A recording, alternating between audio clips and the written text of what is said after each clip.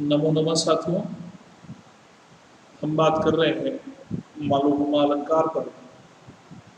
हमने अंतिम कक्षा में स्वभावोक्ति तक बात कर ली थी। आज हम अब इस क्लास में मालोपमा अलंकार और अप्रस्तुत प्रशंसा अलंकार पर चर्चा करेंगे। साथियों, मालोपमा अलंकार क्या कहता है उस पर चर्चा करते हैं। मालोपमा अलंकार देखें आपके सामने डिस्प्ले। देखें आप, मालोपमा नाम से स्पष्ट है, माला एक। क्या एक माला से फूल बनता है? तो जी नहीं सर, माला एक माला से फूल नहीं, माला से एक फूल से माला नहीं बनती, एक फूल से माला नहीं बनती है। तो सर क्या कहते हैं? तो सर कहते हैं कि माला एक है लेकिन उपमान अनेक है। एक माला के कई सारे उपमान हो, अनेकों उपमान हो, वहां मालोपमा अलंकार होता है।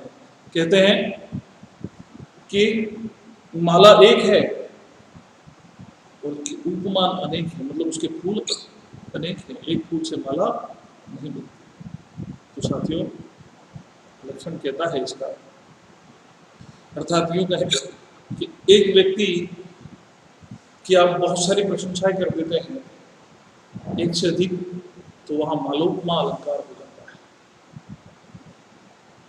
क्योंकि आपने एक व्यक्ति लिया लेकिन उसके आपने फूल बहुत सारे बांध दिए, एक माला में कई सारे फूल बांध दिए, तो उस माला को आपने बना दिया निर्माण करके, इसलिए इसको मालोपमा अलंकार। लक्षण क्या कहता है कि मालोपमा यदेकस्य उपमानं बहुदृश्यते।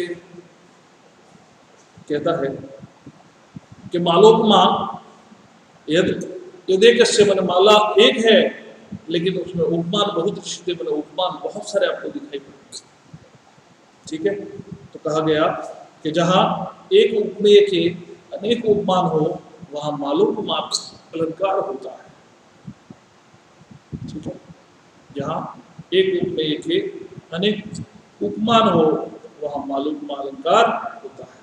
जैसे भगवान विष्णु की बात करूं तो उनके विषय में कहा जाता है कि शांताकारं भुजगशयनं पद्मनाभं सुरेशं विश्वाधारं गगनसदृशं मेघवर्णं शुभांगं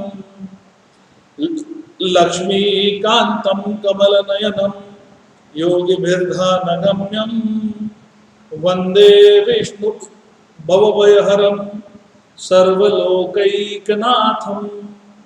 वापस से लक्षण और उदाहरण को एक बार रिपीट करूं। मालोपमा यदेकस्य उपमानं बहुदृश्यते, शांताकारं भुजगशयनं पद्मनाभं सुरेशं विश्वाधारं गगनसदृशं मेघवर्णं शुभांगं लक्ष्मीकान्तं कमलनयनं योगिभिर्ध्यानगम्यं वंदे विष्णु भवभयहरं सर्वलोकैकनाथं। कहते हैं कि भगवान विष्णु आपकी वंदना करते हैं और कहते हैं कि आप शांत आकार हैं, शांत आकार वाले, भुजंग शयन है, अर्थात भुजंग मने सर्प की शैया पर सोने वाले। पद्मनाभ, आप पद्मनाभ हैं, आप सुरेश हैं, विश्व के आधार हैं। भगवान विष्णु विश्व का पालकहार कहा जाता है। गगन सदृशम मने गगन के समान विस्तृत आपका आकार है।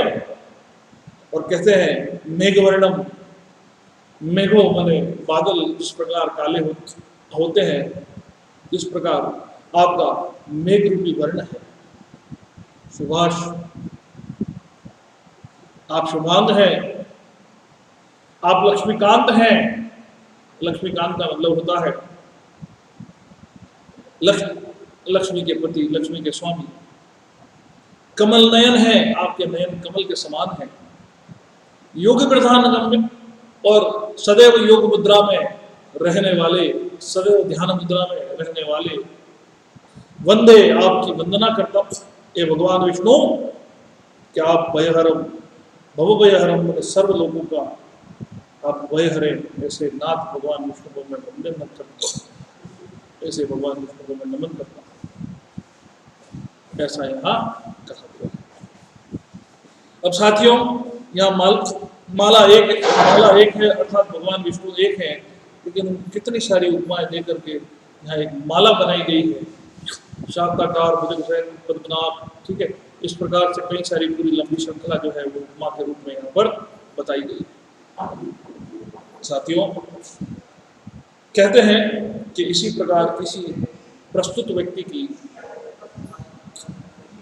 या अप्रस्तुत की भी आप प्रशंसा करते हैं, झूठी या सच्ची, दोनों ही प्रकार की प्रशंसाएं जब आप करते हैं और आप बहुत लंबी चौड़ी प्रशंसा कर देते हैं तो वहां मालूम अलंकार हो जाता है। ठीक साथियों, अब हम बात करते हैं अप्रस्तुत प्रशंसा अलंकार। अप्रस्तुत प्रशंसा नाम से स्पष्ट है कि अप्रस्तुत माने जो नहीं है, जो यहाँ उपस्थित नहीं है, उसकी प्रशंसा करना। और दूसरा अर्थ इसका निकलता है कि प्रस्तुत की प्रशंसा के साथ साथ अप्रस्तुत की प्रशंसा के साथ साथ प्रस्तुत की निंदा भी करते हैं, तब अप्रस्तुत प्रशंसा अलंकार होता है।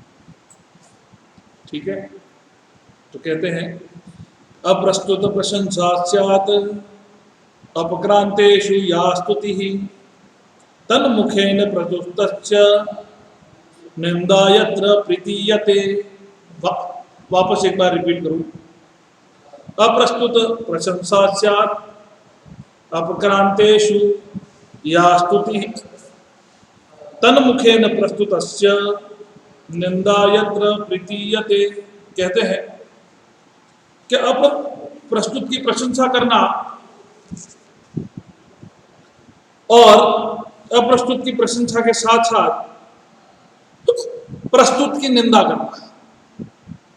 यहां लिखा है उसी मुख से जिस मुख से आपने अप्रस्तुत प्रशंसा की है, उसी मुख से आपने प्रस्तुत की निंदा भी कर दी, तब ऐसी परिस्थिति में वहां अप्रस्तुत प्रशंसा अलंकार हो जाता है। कहते हैं कि जहां प्रस्तुत की प्रशंसा के द्वारा, जहां अप्रस्तुत की प्रशंसा के द्वारा प्रस्तुत की निंदा की जाए, वहां अप्रस्तुत प्रशंसा अलंकार होता है। अर्थात पादाहतम यद्युत्थाय मूर्धानाम धीरोहति स्वस्था देवा पया ने अपि देहिनस तद दूररजः। इसको समझाने से पहले एक छोटा उदाहरण दूं। कहते हैं कि तेरे से तो वो कुत्ता अच्छा, कहते हैं ना कि तेरे से तो वो कुत्ता अच्छा है, जो कम से कम वफादार तो है। तो मैंने यहां पर उसको लेकर के किसकी निंदा कर दी? उस प्रस्तुत व्यक्ति की निंदा करते हुए मैंने उस कुत्ते की प्रशंसा कर दी कि तेरे से तो वो कुत्ता अच्छा। अप्रस्तुत प्रशंसा अलंकार कहलाता है। कि साथियों, कहते हैं कि पादाहतम यदुत्थाय मूर्धानाम धीरोहति स्वसापे देह मापने अपि देहस्तद दूरम रजः। कहते हैं कि रज मन धूल, रज का मतलब क्या होता है? धूल, मिट्टी। जब पैरों से आप उस मिट्टी के ढेले को ठकर मारते हो तो वो उड़ करके कहां बैठ जाती है? तुम्हारे सिर पर बैठ जाती है। तो वो यहां कह रहा है कि तेरे से तो वो मिट्टी अच्छी, वो धूल अच्छी, जिसको अगर तू ठोकर में मारता है ना तो तेरे सिर पर आकर बैठ जाती है।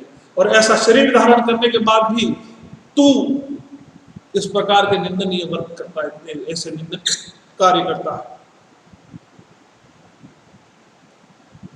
तो कहते हैं कि यहाँ प्रस्तुत की प्रशंसा करते हुए, प्रस्तुत की प्रशंसा करते हुए प्रस्तुत की निंदा कर देता है।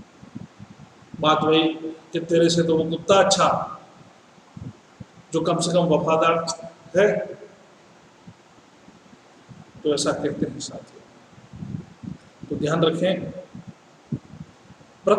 प्रस्तुत की प्रशंसा तथा अप्रस्तुत की निंदा जब की जाती है, जहाँ की जाती है वहाँ अप्रस्तुत प्रशंसा अलंकार होता है, अप्रस्तुत की प्रशंसा तथा प्रस्तुत की निंदा।